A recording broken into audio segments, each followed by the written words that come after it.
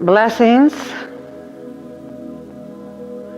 I have a heart space to share with you today because I've been asked to speak, to share, to enlighten on the subject of the relationship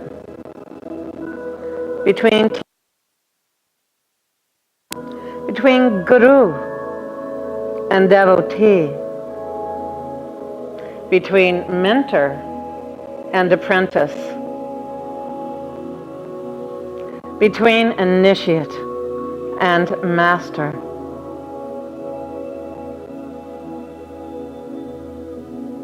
Feel the transmission of omnipresence that is radiating. Feel it.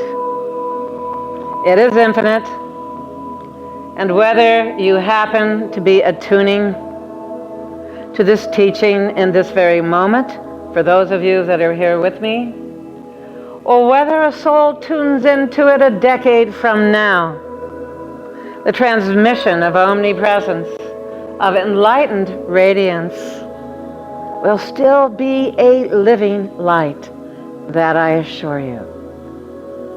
And so we begin with the understanding that enlightened consciousness is no longer time-bound.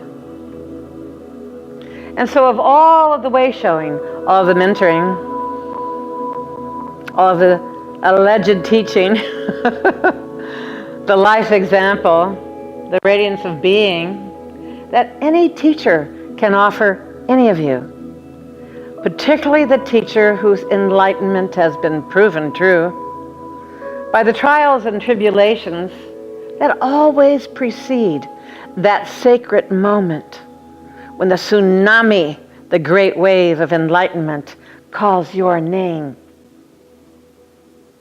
That wave of enlightenment called my name some 25 years ago, and indeed it engulfed me and entirely annihilated, mercifully destroyed my abidance in the temporal framework of time. One of the most essential things that the master transmits to the initiate is the timelessness. Timelessness. Emptiness. Fullness.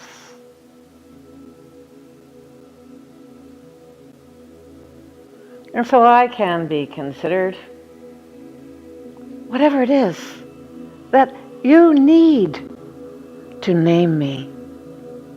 I don't care what the name is. I don't care if in your framework of understanding the word guru has tender, devotional definitions in your mind and heart. Or for some of you, the word guru is somehow to be a board, somehow a giving away of your power, and surely something unseemly will happen if you surrender to the guru's hand. And so you see, you may define me in your own mind because you will do so anyway. Do you understand? You will do so anyway.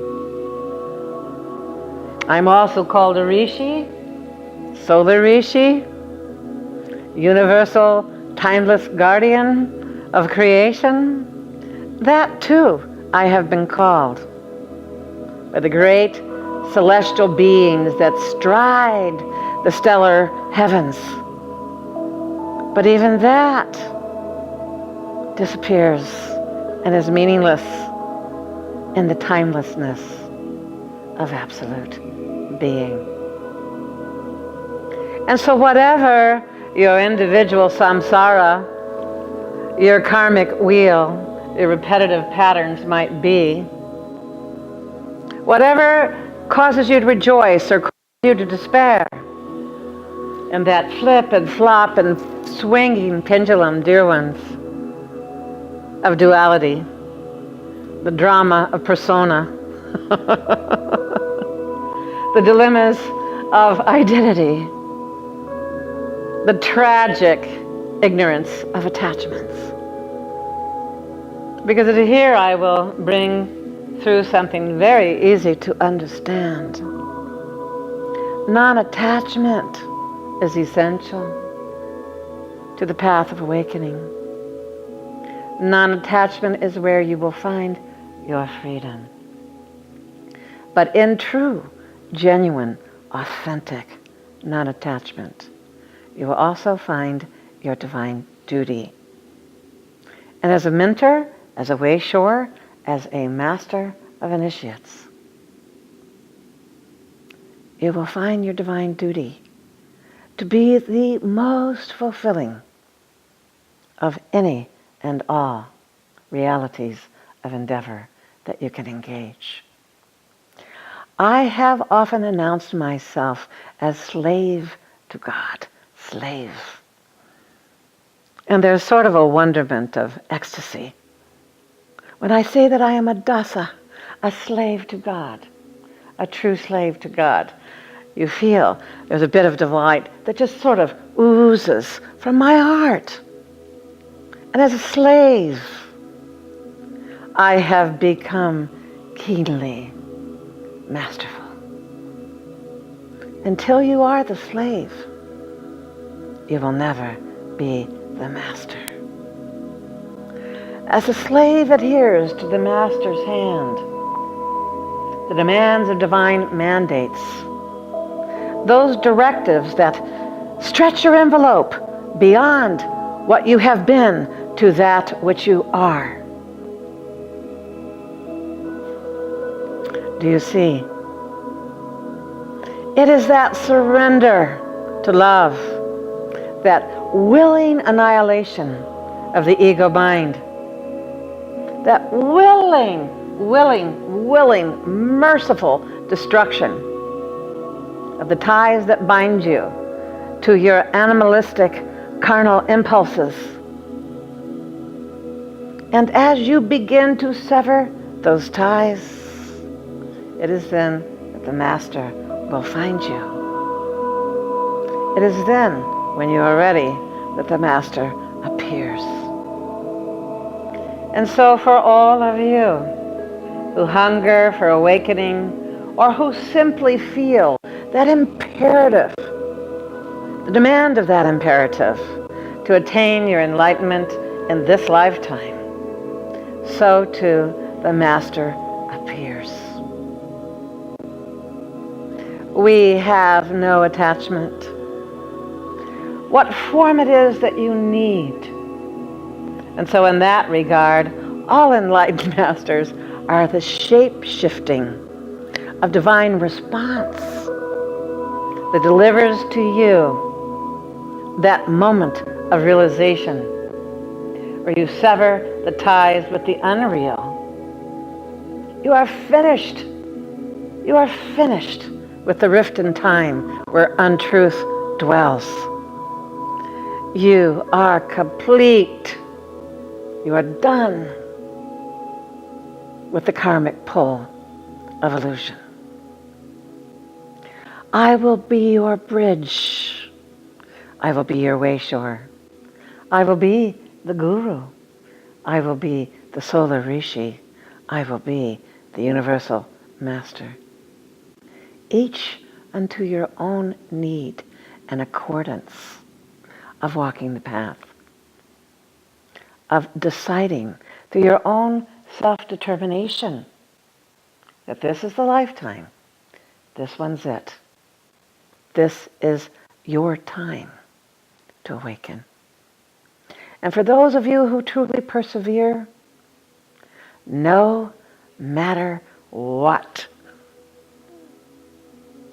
because it is that mantra, no matter what, that fierceness of willed self-determination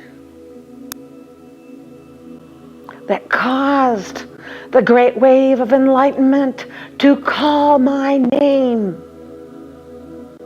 It called my name fiercely, and it washed over me and annihilated everything other than the absolute nature of existence itself. And in that moment of merciful annihilation, I have never returned to the temporal worlds as my origin or my home. I have no home in this earthly realm. My only home is the heart of God. My only home is God, is the divine, is existence. And so is that union that you long for. You may call me by any name that fits your need and accord. And if this short, heartfelt talk on the relationship between guru and devotee, teacher and student, master and initiate, regent and erhat, then perhaps we have communed. Perhaps we have had a moment of communion, because the radiance of timeless presence will flow through this moment, shattering what time even is. Forever upon the forever is the boundless bright, always the illumination of the love immaculate. Contemplate, dear ones, on what I am sharing with you, and thus be blessed. You are loved, you are loved, you are loved.